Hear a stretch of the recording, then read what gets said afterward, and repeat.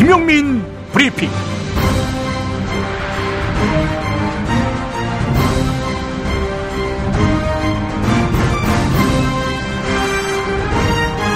안녕하십니까. 2016년 9월 6일 화요일 아침에 인사드립니다. 법이 곧 정의일 리는 없겠죠. 그러나 법이 우리 사회를 지탱할 정의의 최소한이라고 여기는 사람들, 그러니까 불의로부터 지켜줄 마지노선이라고 여기는 사람들이 많습니다. 당대 가장 잘 나가던 검사 홍만표, 진경준, 우병우가 힘없는 사람들이 작동할 거라 믿어 의심치 않았던 사법정의에 위배했을 때 우리는 설마 그들만의 일탈이겠지라고 생각했지만, 서울중앙지검의 금융조세조사부장을 거쳐 현재 금융감독기관에 파견돼 있는, 또 부패에 맞선 특별수사의 공로가 인정돼서 검찰총장 표창까지 받은 엘리트 검사 김모 부장검사의 비위가 드러나면서 이것은 결국 검찰의 구조적인 문제임을 각성하게 됩니다. 김수남 검찰총장의 사과가 불가피해 보입니다. 오늘 양승태 대법원장이 대국민 사과를 합니다. 정운호 씨로부터 억대의 금품을 받은 혐의로 구속된 인천지법 부장판사 건으로 말입니다. 법이 가진 자에 의해 돈으로, 힘으로 얼마든지 요리가 될 수 있는 사회라면 법의 권위는 사라지게 되고, 없는 자는 결국 법 밖에 있는 수단을 찾아서 자신을 구하려 할 것입니다. 그게 무엇이겠습니까? 바로 밀란입니다. 광고 듣고 오겠습니다. 야, 너 홍어 판다 그랬지? 팔지. 근데 홍어가 진짜 그렇게 몸에 좋아? 아니, 끝내준다니까. 우리 엄마 관절염인데? 홍어. 나 숙취는? 홍어. 마누라 다이어트는? 홍어. 큰이모 변비? 홍어. 작은 형 소화불량은? 홍어. 여동생 피부? 홍어. 큰 누나 주름? 홍어. 명절 때 선물은? 홍어라니까. 근데 비싸지? 열나 싸고 열나 맛있는 홍어가 있다니까. 어디? 알싸한 홍어. 네이버 검색창에 알싸한 홍어를 검색하시고 1599-6456.com 혹은 1599-6456 전화주문도 가능합니다. 하나 더, 알싸한 홍어는 진공포장 택배 배송 판매하며 직접 개발한 특제 소스를 서비스로 드립니다. 주광래 중고차 대표 주광래가 들려드리는 오늘의 한마디. 힘내라, 기운내라 도 좋지만 사회와 경제, 정치에서 잘못되고 바꿔야 할 것은 바꾸자고 소리내고 행동하자. 주광래 중고차의 대표 번호는 1800-9538. 고맙습니다.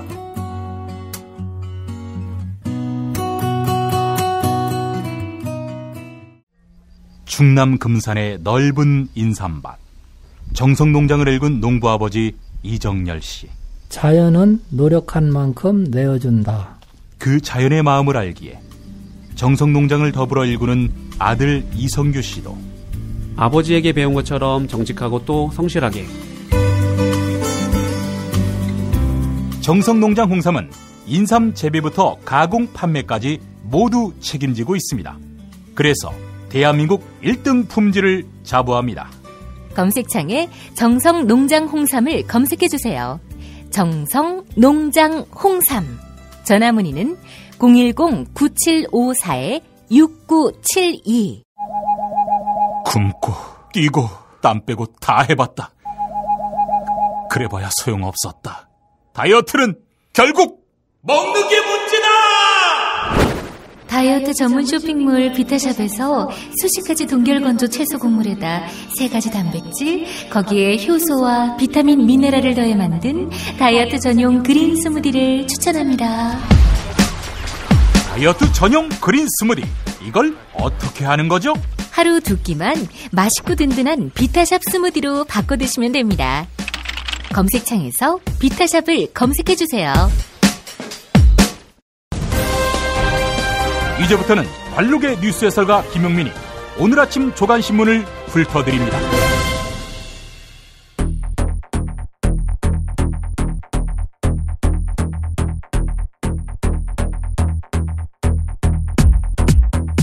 오늘의 헤드라인입니다. 한중 정상회담 후 한국과 중국 모두 동북아 중요 현안인 사드에 대해 최소한의 조율된 브리핑도 내놓지 못했습니다.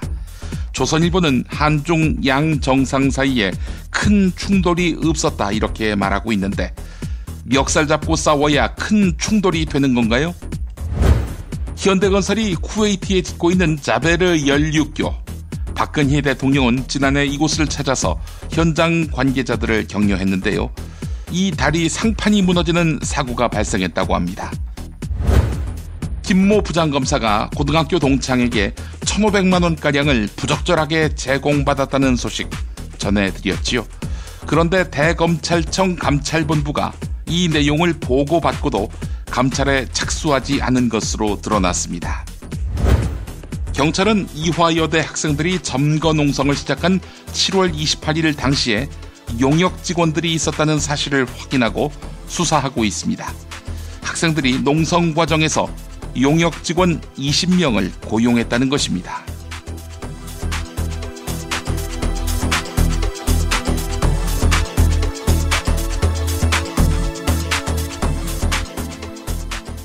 한중 정상회담 전후로 양 정상 사이에 불편한 기색이 확인됐습니다. 그래서 중요 현안인 사드에 대해 최소한의 조율된 브리핑도 내놓지 못했습니다. 한편 한중 정상회담 종료 직후 28분 만에 시진핑 주석이 사드 배치에 반대한다 이런 발언을 했다는 보도가 나왔습니다. 중국 관영 보도 매체인 신화통신을 통해서 말이죠. 중국의 강력한 의지를 읽을 수 있는 대목인데요. 중국이 이렇게 신속하게 보도한 것은요, 한국 측에서 한중 정상이 사드 문제와 관련해 심하게 각을 세우지 않았다는 식으로 발표할까봐 한중 긴장 관계를 축소하거나 완곡하게 발표하는 상황을 막으려는 계산이 반영됐다. 이런 해석을 경향신문이 담았습니다.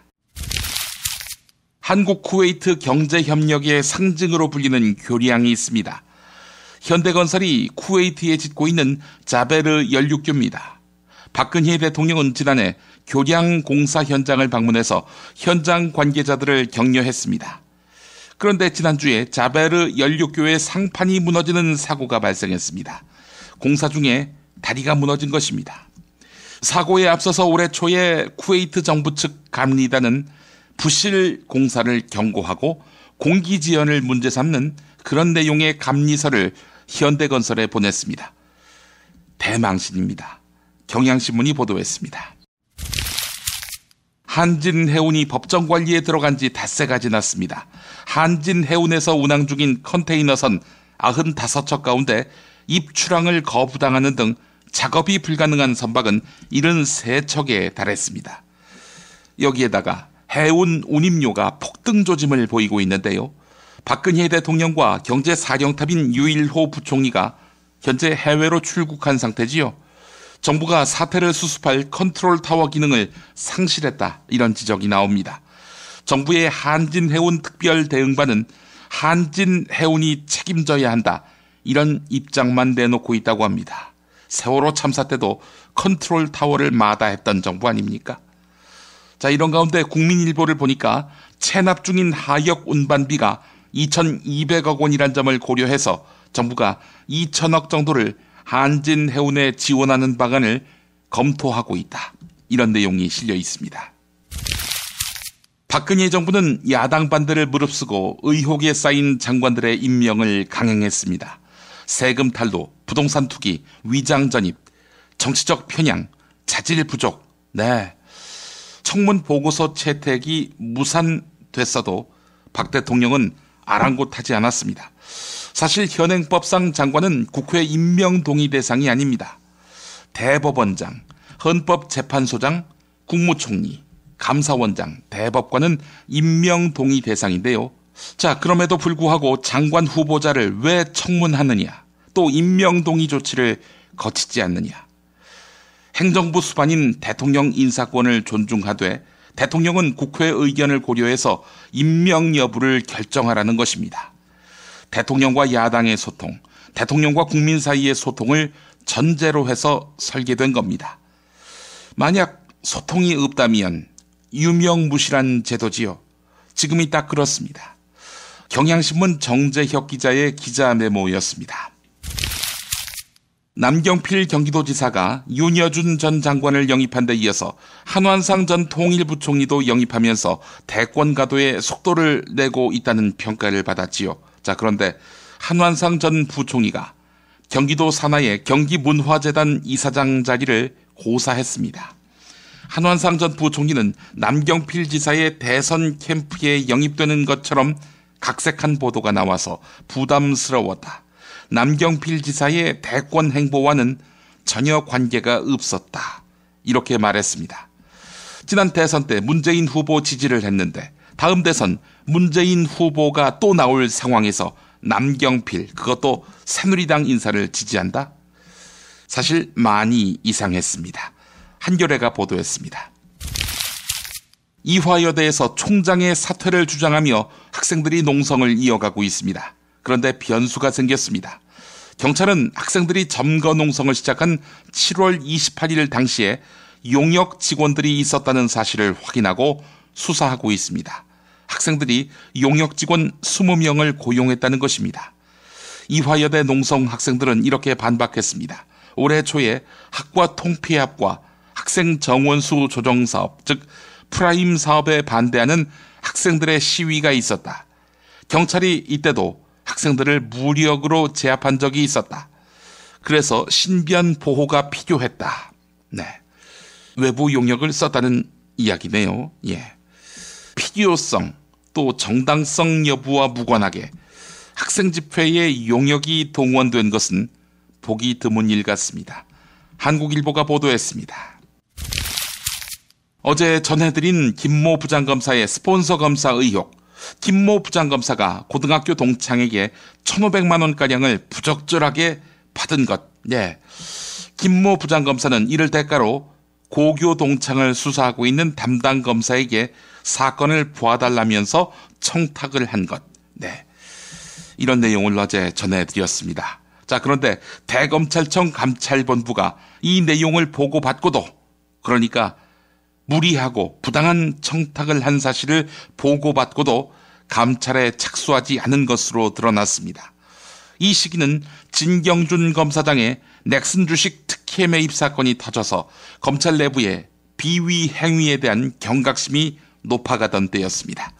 한 검찰 출신 변호사는 한겨레와의 통화에서 진경준 검사장의 거짓 해명으로 검찰에 대한 불신이 극에 달했을 때였다. 김 부장검사의 비위 의혹을 그냥 넘어간 검찰 수뇌부의 처사는 이해하기 어렵다. 이렇게 말했습니다. 한편 동아일보는 스폰서 부장검사의 실명을 공개했습니다. 김영준 부장검사라고 하는군요. 서울 서부지검이 김영준 부장검사의 연루단서를 대검찰청에 보고한 시기는 지난 5월입니다. 대검찰청이 실제 감찰에 나서기까지 3개월이 넘게 걸려서 늑장 감찰이라는 논란을 피하기 어렵게 됐습니다. 얼마 전에 퇴임한 강신명 전 경찰청장. 네, 2년 임기를 모두 채운 두 번째 경찰청장입니다. 재임 기간 중에는 백남기 농민이 경찰이 쏜 물대포를 맞고 뇌사 상태에 빠졌지요. 중앙일보 기자가 직접 택시를 몰면서 강신명 전 경찰청장을 손님으로 모셨습니다. 백남기 농민과 관련해서 이런 말을 했습니다. 병원에 가서 위로 말씀을 드리고 싶었다. 하지만 제대로 된 원인 분석 없이 사과만 하고 넘어가면 근본적인 치유책이 될 수 없다고 생각해 미뤘다. 유족들이 제기한 민형사 소송이 마무리돼서 법원 판단이 내려지면 그에 따라 할 수 있는 모든 일을 다 하겠다. 네, 유족이라고 했습니다. 유족. 강신명 씨는 백남기 선생이 이미 돌아가신 분으로 알고 있는 모양입니다. 세월호 참사에 대해서 피로감을 이야기하는 사람들이 많습니다. 이에 대해 이웃 치유자, 치유공간 이웃의 이명수 대표가 국가의 의무를 이야기했습니다. 한겨레 칼럼인데요. 한 부분 읽어보겠습니다. 세월호 참사 국면에서 이 나라는 유체 이탈 국가다. 생존자 구조도 어선이하고 시신 수습도 민간 잠수사들이 했다. 치유와 진상규명조차 자원봉사자와 유가족들이 나서야 한다. 재난 같은 총체적 난국에서 개인들의 참여는 부분적일 수밖에 없다. 세월호 피로감이 여전하다면 그건 국가가 할 일을 안 하고 있다는 증거다. 국가만이 전체적인 통제와 온전한 해결이 가능하다. 국가가 해야 할 일을 안 하고 남의 일 보듯 하니 아이 잃은 부모의 가슴에 소금을 뿌리며 상처만 악화시키는 망언족들이 생겼다. 이들은 이제 피해자들에게 자기들의 피로감까지도 해결해내라고 닥달하는 부조리한 현상이 생겨난다. 세월호 피로감은 유체이탈 국가에 사는 국민들만이 경험하는 희귀하고 불행한 감정이다. 미궁 장사랑! 구렁이똥 이뻤다. 장이 살아야 내 몸이 산다.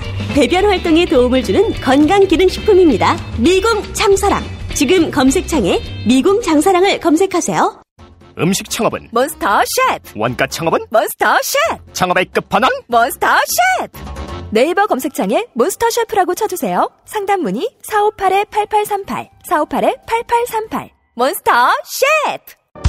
가장 싸게 안전하게 문자 발송 서비스의 지존 다이렉트 SMS. 매일 아침 그날의 최저가를 반영합니다. 인터넷 최저가가 아니면 차액을 100배로 보상합니다. 다이렉트 SMS. 정권 교체를 함께 염원하는 판촉물 쇼핑몰 네피알. 기념품, 답례품, 기왕이면 네피알로 인터넷 검색창에 입력하시거나 032-519-4800으로 전화하세요. 카카오톡 아이디는 네피알.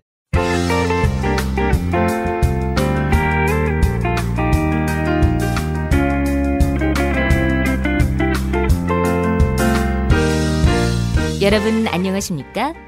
지금부터 전국 16개 시도교육청과 무관한 2016학년도 뉴스 듣기 능력평가를 시작하겠습니다. 가정이나 사무실 차량 안에 계시는 애청자 여러분께서는 팟캐스트의 음량을 알맞게 조절해 주시고 답안을 작성해 주시기 바랍니다. 모든 문제는 한 번씩만 들려드리니 잘 듣고 지시에 따라 물음에 답하시기 바랍니다. 이제 시작하겠습니다. 대화를 듣고 남자의 마지막 말에 대한 여자의 응답으로 가장 적절한 것을 고르시오. 카카, 큰일 났습니다. 뭐가 큰일 났어요? 시진핑이 고량주병으로 오바마 머리를 찍었다고 합니까? 그게 아닙니다. 경찰 멱살을 잡은 친박 한선교가 경찰에 의해 고발당했습니다. 아니, 경찰이 미쳤나? 왜 고발하도록 그냥 내버려둬? 경찰청장 이철성 뭐하고 있어? 술 먹고 운전하고 있나? 카카, 공모 집행 중인 경찰을 국회의원이 멱살을 잡는 건 그 자체로 법 위반일 뿐 아니라 갑질에 해당합니다. 그래서 어쩌라고? 이철성이한테 연락해서 피해자 보고 그냥 저 한선교 멱살 잡는 걸로 끝내라고 해야겠네. 카카, 친박들이 저렇게 동네 양아치만도 못하게 지랄하고 다니면 결국 카카의 이미지만 훼손되는 거 아닙니까? 씹새끼. 야, 내가 더 이상 훼손될 이미지가 어디 있니? 카카, 한선교가 아나운서 출신이라고 하더군요. 한선교처럼 아나운서 출신 국회의원 누가 있는지 아세요? 알지. 1번 민경욱, 2번 정동영, 3번 신경민, 4번 이철이, 5번 박영선.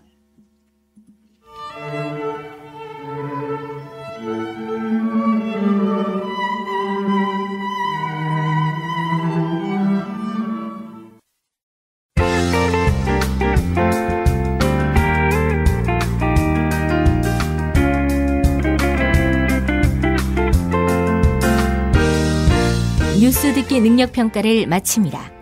정답을 아시는 분은 팟빵 게시판에 정답과 이메일 주소, 사연을 남겨주시기 바랍니다.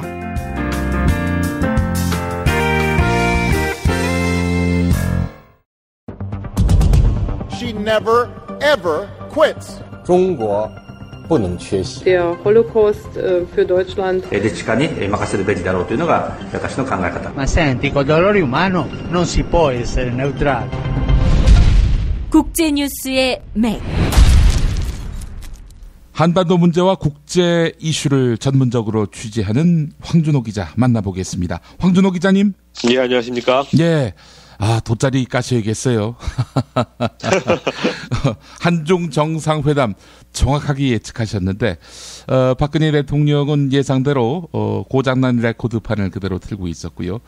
시진핑 주석은, 그래도 상당히 품위 있게, 그러면서도 뼈 있게, 박 대통령을 압박하는 그런 양상이었는데, 근데 오늘 조선일보 일면 제목이요. 정면 충돌은 피했다. 이렇게 돼 있는데 이거 어떻게 봐야 됩니까? 예, 사실 돗자리 깔 분은 김용민 PD라고 제가 팟빵 댓글에서 봤는데. 에이, 그렇지 않습니다. 예, 조선일보 기사 뭐 전형적인 왜곡 기사라고 볼 수 있습니다. 그리고 조선일보뿐만 아니라 연합뉴스 톱 기사 제목은 더 심한데요. 예. 지금 보니까 한중 사드 대립 갈등 관리, 북핵 공조 원칙을 유지했다. 이런 제목이 지금 달려 있습니다. 예. 시진핑 주석이 박 대통령한테 사드 배치를 반대한다라고 어제 분명하게 얘기를 했습니다. 예. 그리고 또 이 문제 처리가 좋지 못하면 지역의 전략적 안정에 도움이 되지 않고 유관 당사국 간의 모순을 격화할 수 있다. 이런 말도 확실하게 경고를 했습니다. 그런데 이걸 가지고 뭐가 정면 충돌을 피한 거고 또 뭐가 갈등을 관리했다는 건지 좀 알다가도 모를 일입니다. 이 시진핑 주석의 발언 중에서 가장 주목되는 게 김구 선생 임시정부 언급을 했다는 점인데요. 이거는 뭐 박근혜 대통령의 퇴행적 역사인식을 지적한 것 아니냐 이런 해석을 낳고 있습니다. 어떻게 보셨어요? 예, 김구 선생이 임시정부를 할 때 중국이 보호했다 이런 말을 시진핑이 했었고 예. 또 김구 선생의 아들인 김신 장군이 1996년에 중국에 왔을 때 음수사원 한중우위라는 글을 남겼다 이런 얘기를 꺼냈습니다. 예. 이 음수사원이란 말 유명한 말이죠. 물을 마실 때 그늘을 생각하라 이런 뜻인데 중국이 한국의 독립운동을 지원했던 역사 이런 것들을 시진핑이 꺼내면서 사드 같은 걸로 한중 관계 흔들지 말라 이런 뜻이 우선은 있겠고요. 또 한편으로는 박 대통령이 바라고 있는 건국절 여기에 대해서 너희들의 법통은 임시정부의 법통을 잇고 있지 하고 하지 않았냐 이런 의미도 있다고 풀이가 되고 있습니다. 이 음수사원이란 말은 박정희 대통령이 정수장학회 내린 휘호이기도 하지 않습니까? 아마도 이런 것까지도 다 시진핑이 계산을 했던 것 같은데 이렇게 많은 의미가 담긴 말을 시진핑이 해가지고 그랬는데 이거를 가지고 갈등이 관리됐다 이렇게 얘기하는 거는 말이 안 되는 것 같습니다. 예, 친박 방송으로 정체성을 확실히 굳힌 MBC 같은 경우도요, 상암동에 신사옥을 짓고 그 입구에다가 음수사원, 이 넉자를 걸어 놓았습니다. 이 MBC의 물은 누구를 말하는 건지 또 주목되는 부분인데요. 자, 박 대통령이 북핵 문제가 해결되면 사드는 필요 없을 것이다. 이런 말을 했는데, 글쎄요, 이건 뭐 국내 언론에서 주로 주목하는 부분이기도 한데. 예. 사드를 일단 배치하지만 북핵이 해결되면 철수할 수 있다. 이런 얘기를 살짝 꺼낸 건데요.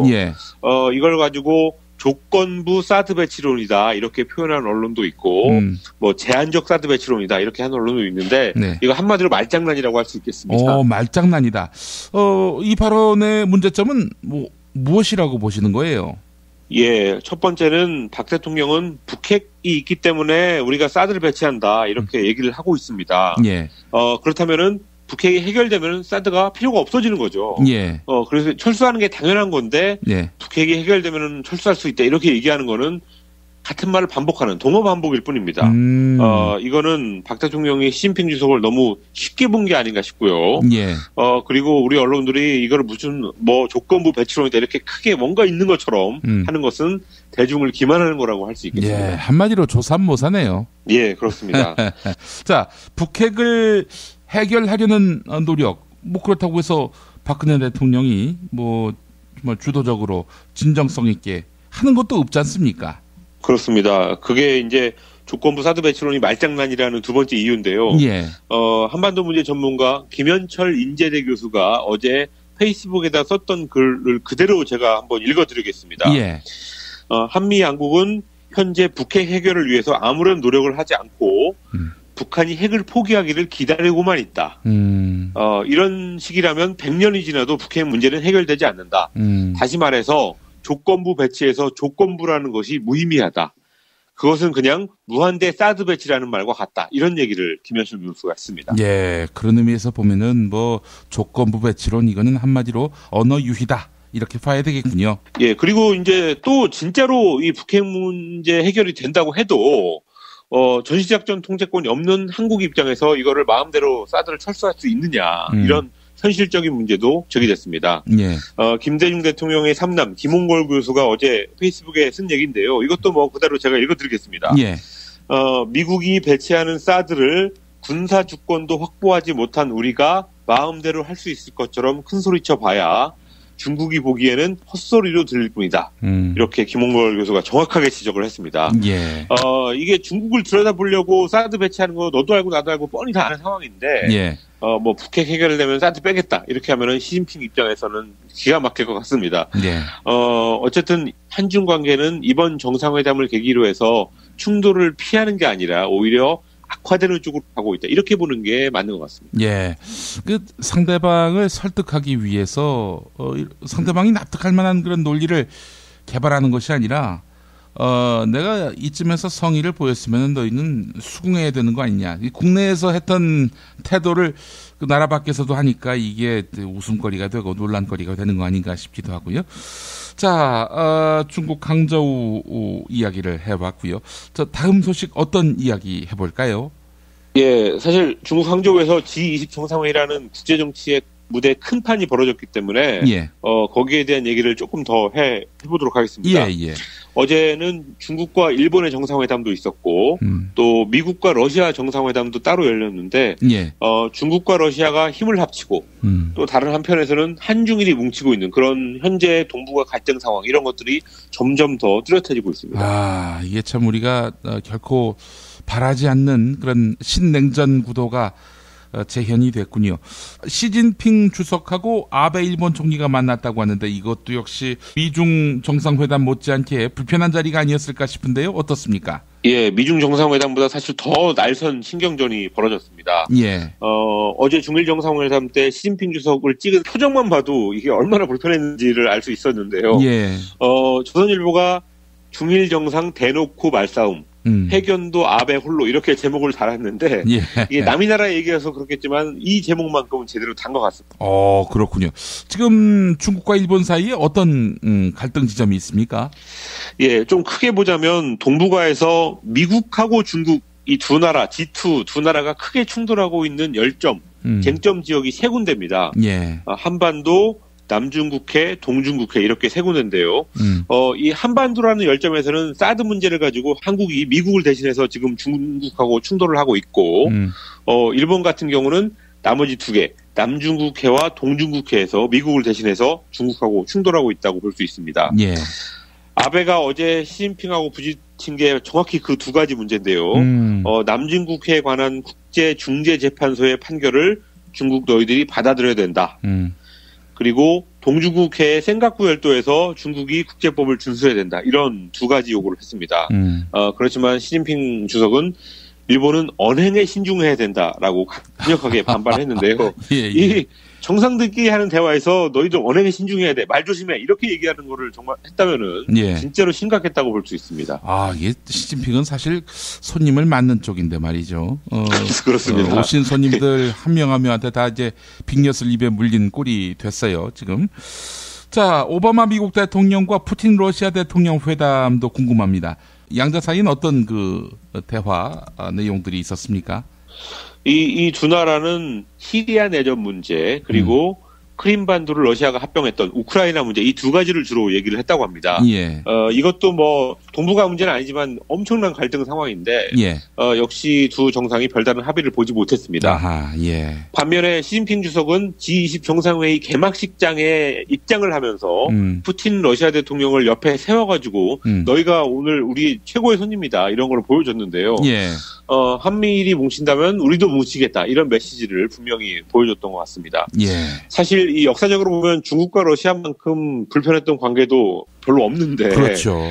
이 국제정치 현재 구도상 이 두 나라가 힘을 합칠 수밖에 없는 그런 상황이 돼가는 것 같습니다. 예, 사실은 이제 중국, 러시아가 뭉치고 미국, 일본이 이렇게 뭉칠 때 한국이 이 존심과 어떤 그 자기 원칙을 갖고 동북아 균형자의 위치에서 갈등을 조율하고 또 때에 따라서는 주도권을 쥐는 이런 구도가 돼야 가장 좋은 건데 지금은 뭐 완전히 우리가 미국의 예속이 돼가지고 그렇습니다. 할 말도 할 행동도 못 하고 있는 형국이니. 예, 그 이건 자존심의 문제이기도 하고 또 중국 러시아와의 경제 문제이기도 한데요. 예, 이런 예. 걸 가지고 그냥 옛날식의 구식 방법으로 하고 있으니까 뭐 안타깝다고 하기도 뭐한 그런 상황인 것 같습니다. 예, 재래식 무기란 말은 들어봤지만 재래식 외교는 참 보기도 드문 것 같습니다. 예, 자 황준호 기자님 오늘 말씀 잘 들었습니다. 예, 감사합니다. 예.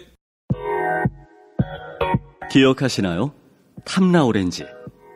제주도 총각 3인방.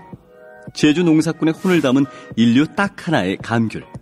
탐라오렌지에서 여름철 감귤을 소개합니다. 황금향. 아, 여름에 감귤이 이렇게 맛있을 수 있네. 무더위를 한 방에 날려버릴 탐라오렌지의 황금향. 지금 인터넷에서 탐라오렌지를 검색하세요. 직접 드셔도 좋고 선물용으로도 최고입니다. 전화 주문도 가능합니다. 010-2827-3917 010-2827-3917 추석 선물로 끝내주는 황금향. 황금향도 주문받고 있다고 봐요. 야, 딴지마켓 좀 봐봐. 이담채 김치 게시판 지금 보고 있어? 왜요? 뭐가 문제 있나요?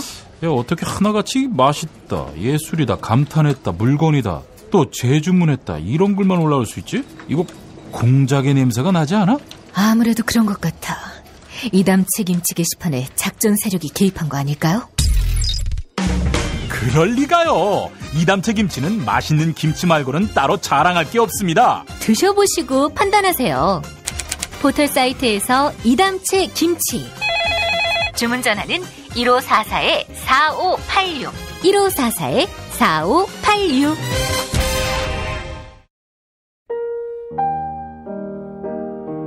세계 최초의 미용 베개 바슈필로우 아시나요?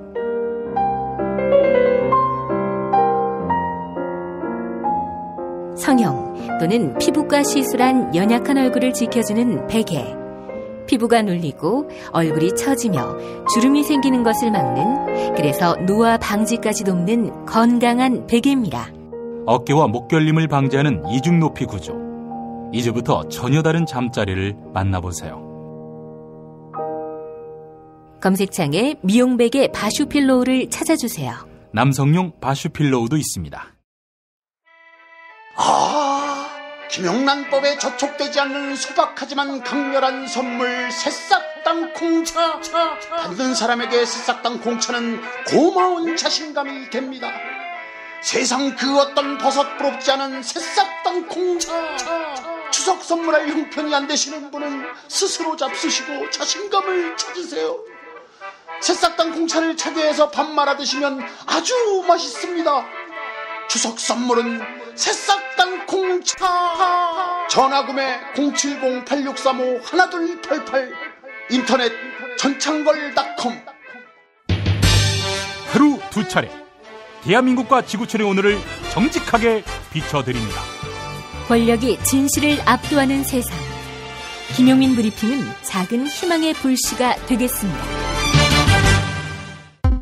민중의 소리 이완배 기자와 함께하는 경제의 속살. 오늘도 민중의 소리 이완배 기자와 함께하겠습니다. 이완배 기자님. 예, 안녕하십니까. 예, 드디어 양대노총 공공금융 부문에서 총파업을 선언했군요. 네, 그렇습니다. 22일부터 이제 일제히 총파업에 들어가기로 했습니다. 이거 상당히 큰 규모가 될 텐데. 그렇습니다. 그 성과급 제도에 반대를 하는 건데요. 사실은 뭐 성과급 제도에 대한 이 올바른 견해는 저희 최동석 박사님께서 오랫동안 이야기를 해주셔서 오늘 뭐 그 이야기를 드리려고 하는 건 아니고요. 예. 공공금융부문 총파업이 되면 꼭 나오는 얘기가 있습니다. 역시 귀족 노조들이 이 시급한 시국에 파업을 한다고 이런 얘기들이 이제 아니나 다를까 어제 나오기 시작을 하더라고요. 예.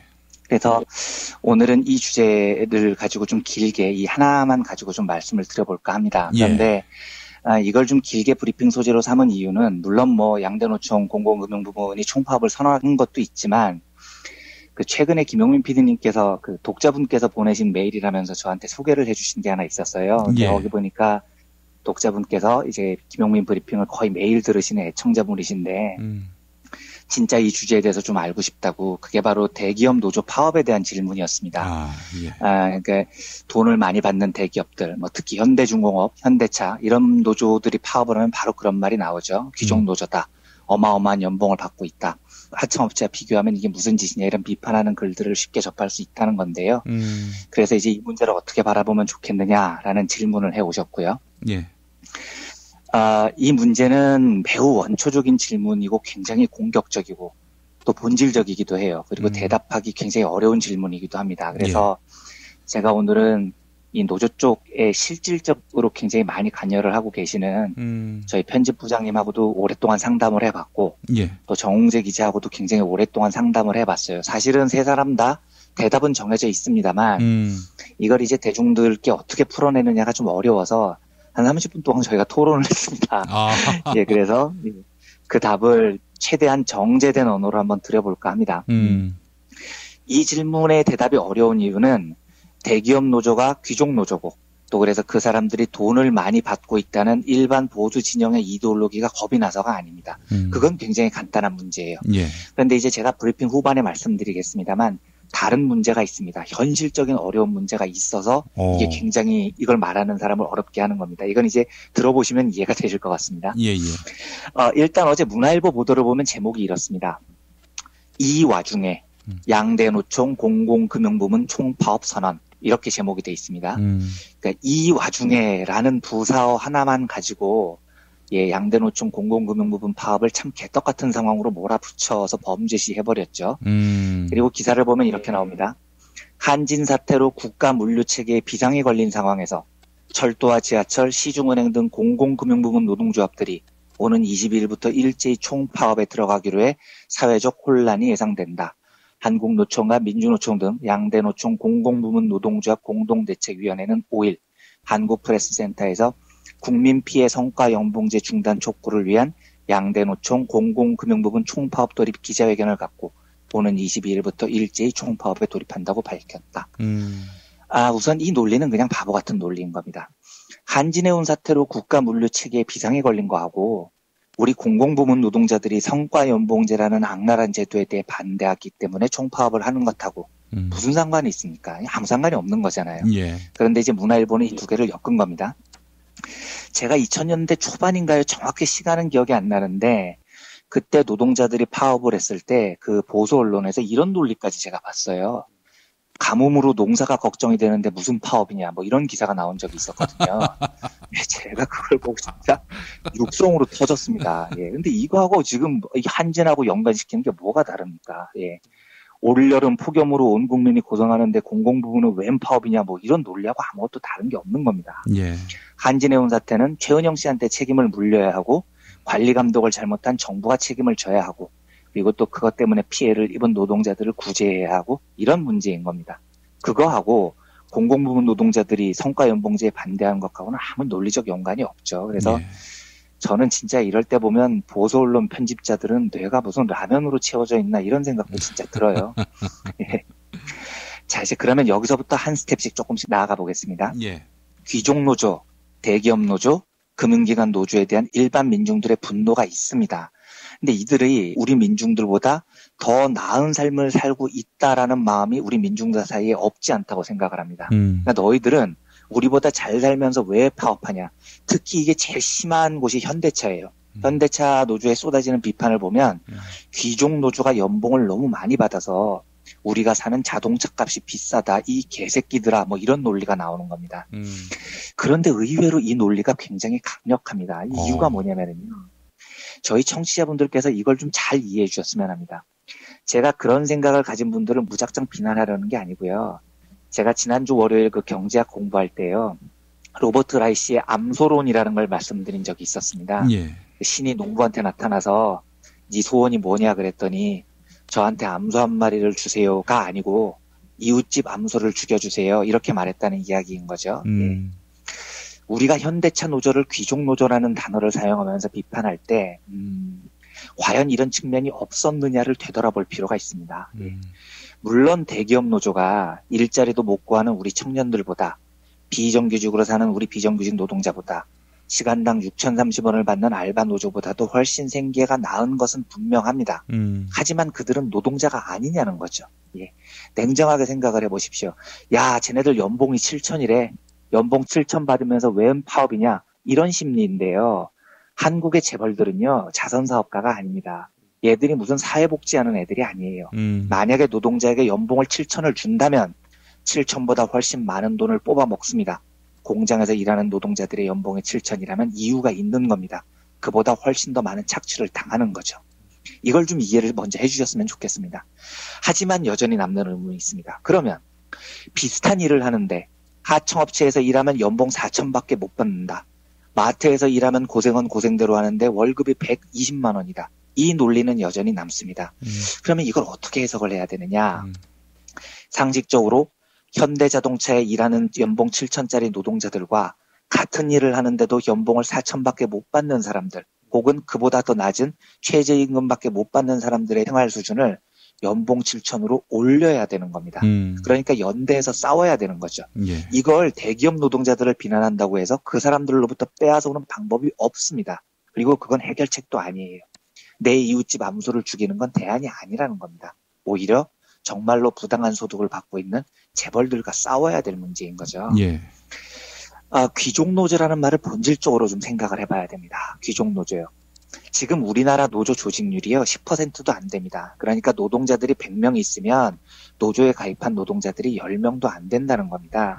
이건 OECD 국가들 꼴찌 수준입니다. 예. 그래서 아마 우리가 대기업 노조를 귀족 노조라고 거부감을 갖고 있는 사람들은 정확히 말하면 귀족 노조가 아닌 겁니다. 노동조합원인 거예요. 그러니까 우리나라에서 상위 10%에 있는 사람인데 귀족 노조가 아니고 노조원인 겁니다. 나머지 90%는 노조가 없는 거죠.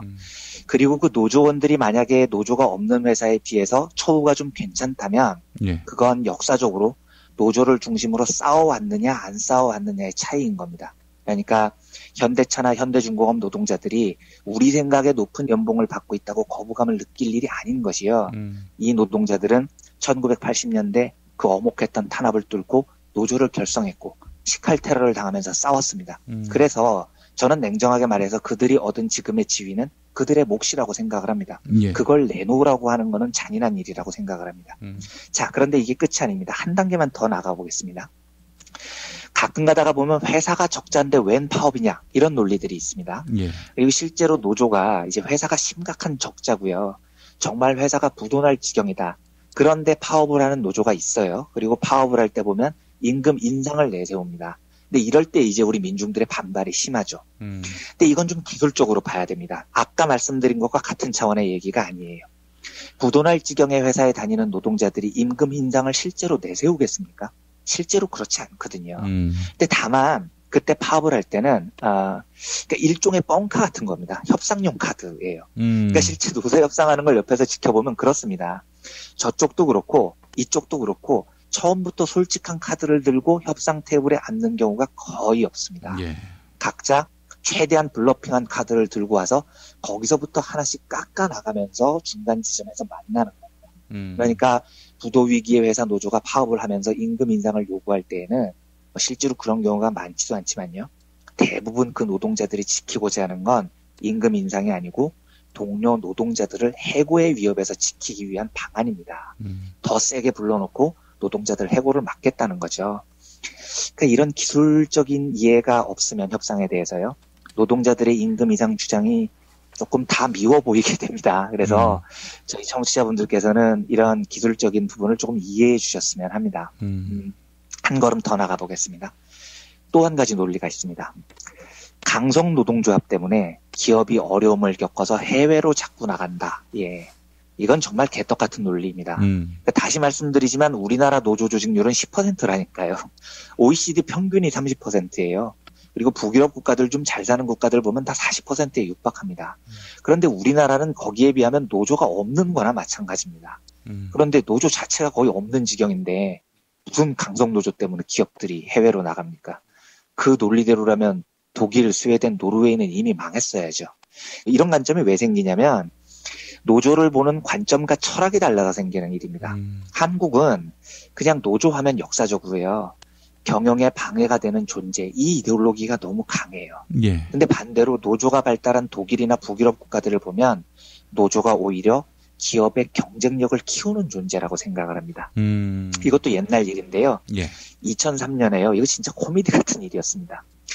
제가 지금부터 불러드리는 신문들 다 재벌 기관 직격이지 않습니까? 한국경제신문, 중앙일보, 조선일보.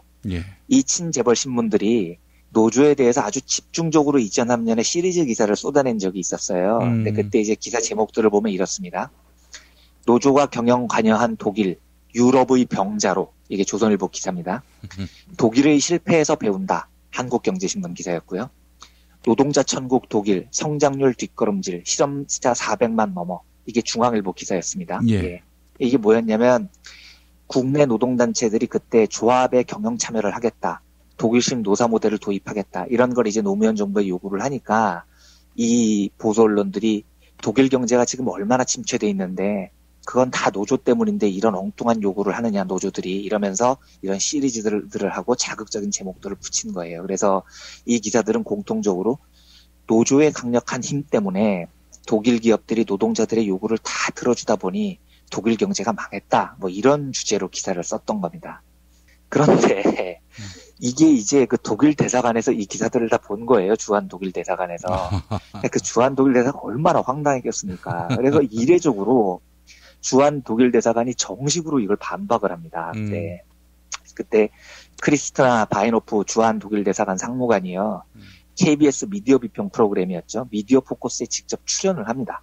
그래서 어떻게 코멘트를 하냐면 한국 언론의 보도를 보면 안타까움을 금할 수가 없다. 네. 독일의 경제 악화는 노조가 원인이 아니다. 이렇게 정식으로 반박을 합니다.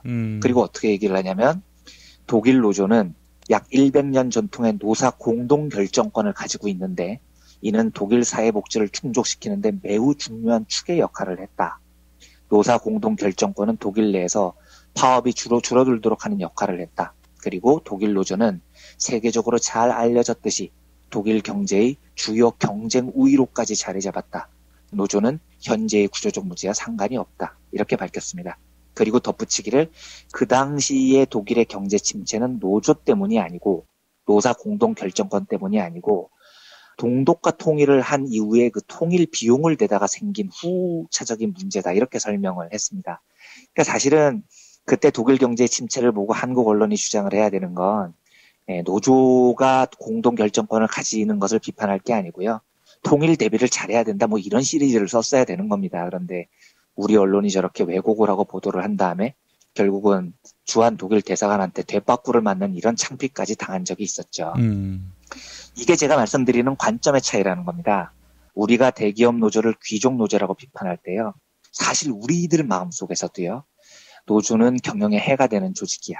경제 악화를 부르는 조직이야. 이런 오랫동안 보수 정권이 우리에게 재주입해온 이런 선입견이 저는 남아있을지도 모른다는 생각이 든다는 겁니다. 그래서 제가 지금까지 드린 긴 브리핑을 요약하면 대기업 노조는 정당하게 싸워서 자기들의 권리를 충분하지는 않지만 일정 정도를 찾아온 거고요.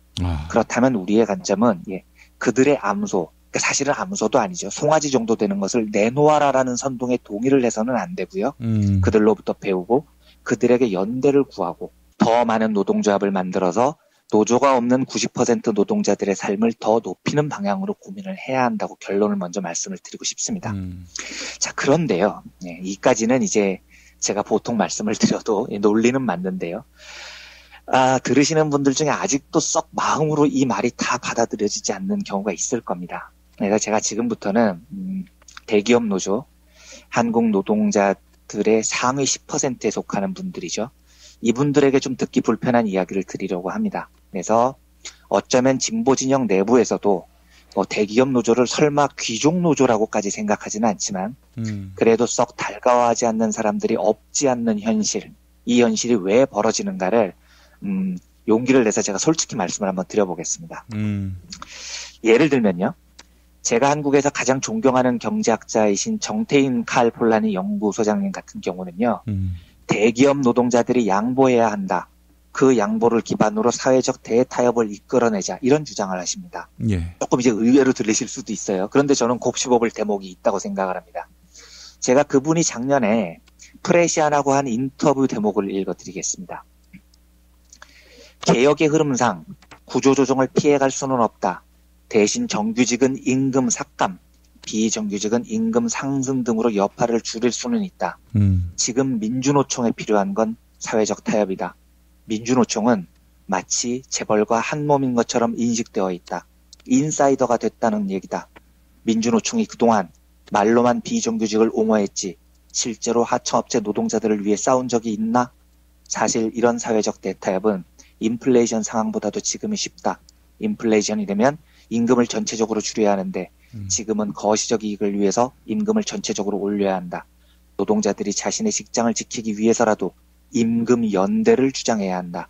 민주노총 산하 대기업 노조가 상대적으로 덜 올리고 다른 노동자들의 임금을 더 올리자고 주장해야 한다. 임금 연대를 하자는 얘기입니다. 왜 이런 주장이 나오냐면요. 저는 정태인 소장님 말씀에 심정적인 동의가 됩니다. 대기업 노동자들은 임금을 덜 올리고 다른 노동자들의 임금을 더 올리는 임금 연대를 하자는 주장이요. 제가 드리는 말씀들이 이 방송을 들으시는 대기업 노조분들께서는 들으시면 아프게 생각하거나 기분 나쁘게 들리실 수도 있을 겁니다. 하지만요. 제가 알고 있는 노동 현장이요. 대기업 노동조합은요. 자기들보다 약한 비정규직, 하청업자 노동자들에 대해서 정말로 뜨겁게 연대하고 있다는 느낌을 솔직히 말씀드리면 저는 100% 받지 못합니다. 이게 단순히 한두 가지 사례일 수는 있겠지만요. 제가 알고 있는 사례를 말씀드리면요. 한 하청업체 노동자들이 굉장히 절박하게 파업을 했을 때가 있었어요. 그런데 원청 대기업 노조위원장이 그 하청업체 파업 노동자들한테 이 시위 현장에서 김밥 한 줄씩을 점심 식사로 준 겁니다. 그러면서 나만큼 하청 노동자들 노조원들한테 잘해주는 원청 노조위원장이 어딨냐 이런 말을 현장에서 한 적이 있었어요. 예. 근데 저는 그 얘기를 듣고 너무 비참하더라고요. 억장이 무너졌습니다. 함께 싸워야 할 동지들에게 점심으로 김밥 한 줄을 주면서 나만큼 하청 노동자들 노조한테 잘해주는 원청 노조위원장이 어딨냐는 발언이 저는 너무 슬펐고요. 정말로 억장이 무너졌습니다. 예. 그러니까 정태인 원장님 말씀처럼 민주노총이 그동안 말로만 비정규직을 옹호했지 실제로 하청업체 노동자들을 위해서 싸운 적이 있냐? 저는 이렇게 극단적으로는 말을 못하겠습니다. 그런데 과연 내가 다니는 직장, 내 월급은 중요하지만 비정규직, 심지어 노조도 없는 노동자들을 위해서 대기업 노조, 강력한 조직을 갖고 있는 분들이 헌신적으로 연대하고 싸워준 경우가 얼마나 많았느냐? 이 질문에 대해서 저는 흔쾌히 언제나 그랬다고 답을 못하겠습니다. 물론 대기업 노조가 만능은 아니에요. 그분들도 자기 생계가 있는 겁니다. 그래서 자기들의 이슈가 아니라 사회적 이슈에 쉽게 파업을 하고 위험을 감수하기는 어렵죠. 하지만 그래도 저는 그분들이 해야 한다고 생각합니다. 왜냐하면요. 87년 노동자 대투쟁 이후에요. 지금의 대기업 노조로 성장한 그것은요. 그 노조들 자신들만의 투쟁으로 모든 것을 쟁취한 게 아닙니다. 시민사회의 지지와 격려, 그리고 함께 연대하며 투쟁했었던 민중들의 지지, 이런 것들이 있었기 때문에 지금 대기업 노조가 그렇게 강한 노조로 클 수 있었던 존재의 바탕이 됐던 겁니다. 맞습니다. 지금 대기업 노조의 지위도 사회적 연대의 산물이라는 겁니다. 그렇다면 지금 대기업 노조는, 민주노총은 노조조차 없는 90%의 약자의 맏형 역할을 해줘야 됩니다. 더 헌신적으로 비정규직 투쟁하고 하청업체들의 투쟁에 함께 나서줘야 돼요. 예를 들어보겠습니다. 이게 되게 슬픈 예인데요. 제가 한번 소개를 해드린 적이 있습니다만 기아차 하청업체 노동자들이 고공농성을 오랫동안 벌였지 않습니까? 그래서 그 고공농성을 벌이는 바람에 광고판 위에서 고공농성을 벌이면은요, 이게 반드시 손해배상 소송이 걸리게 됩니다. 그래서 이제 광고판 광고주가 이미 손해배상을 걸었어요. 그래서 1년 넘게 그 추운 시절에 광고판 위에서 고공농성을 벌였던 한규혁 동지, 최정명 동지, 우리가 동지들이라고 불러야 되는 사람들입니다. 예. 근데 법원이 지금 집에 쳐들어와서 모든 물품에 가압류 딱지를 붙였습니다. 이걸 어떻게 해결을 해야 될까요? 네, 이 수억 원의 손해배상 소송을요. 그런데 제가 어렵지만 말씀을 드리면은요. 저는 기아차 본사 노조가 연대를 해줘야 된다고 생각을 합니다. 이걸 하청업체 소속인 한규엽, 최정명 두 동지가 오롯이 다 떠안게 할 문제가 아니라는 겁니다. 물론 이 안에 복잡한 문제들이 있어요. 본사 노조와 하청업자 노조 사이에. 제가 그걸 다 말씀을 드리지는 못하겠지만 그래도 기아차 본사 노조가 맏형이라면 저는 이 문제를 함께 연대해서 풀어줘야 된다고 생각을 합니다. 더 다양한 문제들이 있습니다. 뭐 예를 들면 제가 이름은 안 밝히겠지만 하급단체에서 노조를 조직할 때요. 본사 노조가 반대하는 경우도 있습니다. 아하. 하급단체 노조를 인정해주면 본사 노동자들의 이해관계가 침해된다는 이유고요. 하청 노조가 투쟁을 할 때 본사 노조가 동의하지 않는 경우도 있습니다. 더 처참하지만 예를 들어서 울산에서 선거를 할 때요. 사전투표를 할 때 민주노총 후보들을 선정을 할 때 투표를 막상 해보면 선거를 할 때 저 사람이 하청 출신이냐 본사 출신이냐가 선거운동에서 사람을 구분짓는 일로 결정이 될 때도 슬프지만 있습니다. 제가 이 문제를 그동안 잘 다루지 않았던 이유는요. 제가 생각하기에 벌어지는 이 옳지 않은 현상들이죠. 지금 말씀드렸던 게 다 옳지 않습니다. 그런데 이걸 방송에서 이야기를 하면은요. 의외로 이게 대기업 노조는 귀족 노조야 라는 보수 진영의 프레임에 걸려버릴 것 같기 때문입니다. 야, 그것 봐라. 진보 진영 기자인 이완배도 똑같이 얘기를 하잖아.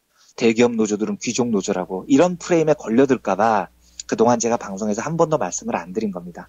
하지만 제가 믿고 말씀을 드립니다. 저희 청취자분들 정도 되시는 분들이면 충분히 높은 수준에서 제가 드리는 말씀을 이해해 주시리라 믿습니다. 그분들 귀족 노조 아닙니다. 그리고 저는 대기업 노조들의 투쟁에 반드시 연대를 할 겁니다. 하지만 대기업 노조 또한 맏형으로서 대한민국 노동자의 상위 10%에 속하는 노조로서 100% 그 역할과 책임을 다하느냐? 저는 그렇다고 감히 말씀을 못 드리겠습니다. 그래서 저는 대기업 노조가 조금 더 변해야 한다고 생각을 합니다. 민주노총, 대기업 노조, 그분들이 더 나은 삶을 위해 싸우는 것은 말씀드렸듯이 너무나 당연히 연대를 해야 될 일이고요. 반드시 약속하겠습니다. 뜨겁게 연대를 할 겁니다. 하지만 그분들 또한 그 연대의 손길 위에서 오늘의 노동조합을 세웠다면 약자들을 위해서 더 큰 연대의 책임을 어깨 위에 져 주십시오. 그래서 간곡히 부탁하고 싶습니다. 대기업 노조분들에게요. 여러분들보다 더 약한 사람들을 위해서 더 뜨겁게 함께 싸워달라고 부탁을 하고 싶습니다. 이게 참 드리기 어려운 이야기였는데요. 예, 오늘은 이 정도로 정리를 하겠습니다. 그리고 다음에 기회가 되면 조금 다른 이야기를 가지고 한 번 더 말씀을 드릴 수 있도록 해보겠습니다. 예, 네. 귀족 노조, 이기주의, 네. 경제 파탄. 이거 이게 한 단어 같아요. 그렇죠. 한 단어 같습니다. 예, 마치 한 단어처럼 사용이 됩니다. 예. 네. 그리고 매번 큰 파업 나올 때마다 고장난 추금기처럼. 그렇습니다. 예. 이 귀족 노조, 이기주의, 경제 파탄. 예, 매번 나온다는 건 매번 속는다는 의미 아니겠습니까? 그렇죠. 네, 그 프레임에 갇히는 사람이 많다는 뜻이기도 하고요. 예. 네. 똑똑한 시민이 돼야겠다 이런 생각을 해봤습니다. 맞습니다. 네, 이완배 기자님 오늘은 한 아이템을 갖고 해주셨는데 시간 금방 가네요. 예. 그런가요? 예, 네. 워낙 우리에게 또 익숙한 이슈기도 했으니까요. 예. 오늘 말씀 잘 들었습니다. 예, 감사합니다. 내일 뵙겠습니다. 덥다 더워. 미칠 듯한 폭염의 열대야. 게다가 폭염보다 더 열받게 만드는 여왕님 치하에서 다들 살아계신 거죠? 이럴 때 시원한 바다로 계곡으로 떠나서 얼음장 같은 물에 수박 동동 띄워서 먹어야 되는데, 그쵸? 그리고 부글부글 끓는 속을 달래주는 통쾌한 민중의 소리와 함께 하셔야죠. 오늘도 민중의 소리는 여러분의 후원 전화를 기다립니다. 1661-0451 1661-0451 민중의 소리. 싸지는 안 돼요. 지금처럼 사는 게 싫습니까? 전복을 원하십니까? 그렇다면 와우 전복을 드십시오. 와우! 전복을 먹으면 입맛 잃고 무기력했던 삶이 전복되고 시름시름하던 몸 상태가 전복됩니다. 답답하십니까? 전복하세요. 100% 완도에서 잡은 전복 중에 전복. 와우 전복. 한 번 맛보면 또 찾게 되는 와우 전복. 네이버에서 와우 전복, 전화번호는 010-2443-0818. 6살 하늘이 밥을 잘 안 먹어요. 그런데 이때 택배입니다. 연지연 곰탕이 배달됐어요. 직접 도끼로 팬 장작불 위에 한우 사골과 도가니를 가마솥에 한가득 넣고 24시간 끓인 진구.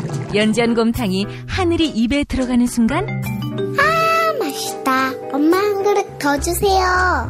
조미료 같은 첨가물이 전혀 들어가지 않아 엄마의 기쁨은 더하답니다. 7팩 이상 무료 배송합니다. 주문 전화는 010-7252-1114 010-7252-1114.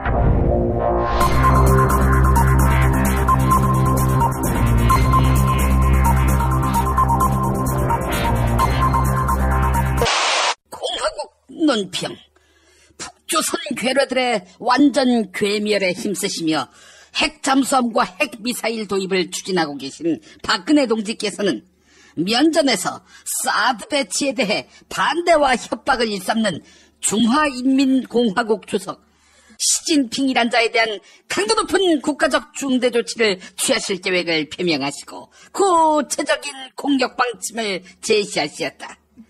경애하는 박근혜 동지의 단호한 결심은 국민은 당연하거니와 국방장관조차 모르게 비밀리에 진행했으며 황교안 동지가 폭풍 같은 계란과 물병에 화폭을 맞아가며 추진한 사드 배치를 전면 거부한 중국 15억 거짓대의 수장 시진핑에 대한 격한 분노의 표시다.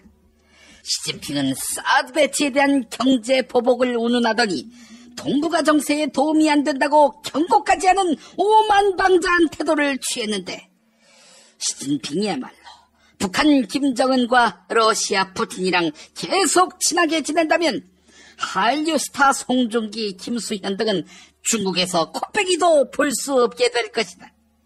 중국에서 태양의 후예나 별에서 온 그대와 같은 한류 드라마를 볼 수 없게 만든다면 15억 중국 인민들이 한국 드라마가 보고 싶어서 현기증을 호소하고 눈물을 흘리며 중국의 일당 독재 체제를 성토하는 제2의 천안문 사태를 벌이게 될 것이다.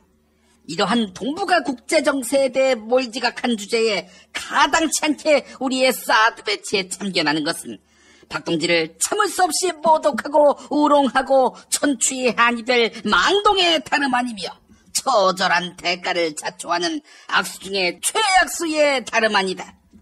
아울러 육자회담을 운운하면서 북한과 사이좋게 지내라고 말한 시진핑은 개성공단을 전격적으로 기습 폐쇄하고 북한 종업원을 납치해서 국정원에 감금한 박근혜 동지의 호연지기를 아직까지 파악하지 못하고 무시하는 국제외교 풋내기에 불과하다. 국제외교가 무엇인지 A부터 Z까지 아무것도 모르는 시진핑은 푸틴과 함께 송로버섯과 샥스핀을 박근혜 동지에게 바치면서 외교란 무엇인가 한 수 가르침을 받아야 할 것이다. 만약 이를 거부한다면 박근혜 동지에 대한 체질적인 거부감과 적개심을 노골적으로 드러내는 것으로서 추호도 용납할 수 없는 포악무도한 도발 행위에 다름 아니다. 이제라도 시진핑은 박근혜 동지를 찾아와 참회의 눈물을 흘리며 성주군청으로 중국인민 10,000명을 보내서 날마다 성대한 치맥 파티를 열겠다고 약속하고 한반도 사드 배치를 쌍수를 들고 환영한다고 이마에 땅을 찍고 다짐해야 할 것이다. 아울러 다시는 김정은과 친하게 지내지 않겠으며 북한에서 거의 국가 화폐로 유통되고 있는 중국 위안화를 전량 회수해서 북한을 거지꼴로 만들겠다고 약속해야 할 것이다. 만약 거절할 시에는 박근혜 동지의 치솟는 분노와 경천 동지의 탄압의 불벼락을 피할 수 없게 될 것이다.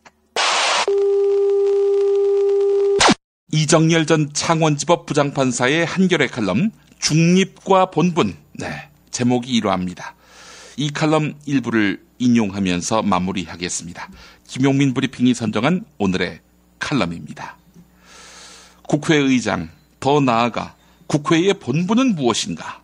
삼권 분립제도를 채택하고 있는 우리 헌법은 입법부, 사법부, 행정부를 독립시켜서 서로 견제하도록 함으로써 균형적으로 국가를 운영하도록 하고 있다. 즉, 입법부의 본부는 행정부의 과오가 있는 경우 이를 따끔하게 질책하고 견제해서 그 독주를 막는 것이다.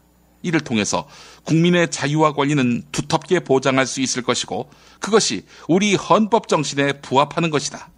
그러한 지위에 있는 입법부, 그 수장인 국회의장이 행정부의 잘못을 지적한 행위는 그 본분에 맞는 올바른 역할을 한 것이지 이것을 가리켜서 중립적이지 못하다 라고 말할 수는 없는 것이다. 결과적으로 국회의장의 발언이 야당의 주장과 일치할 수 있다.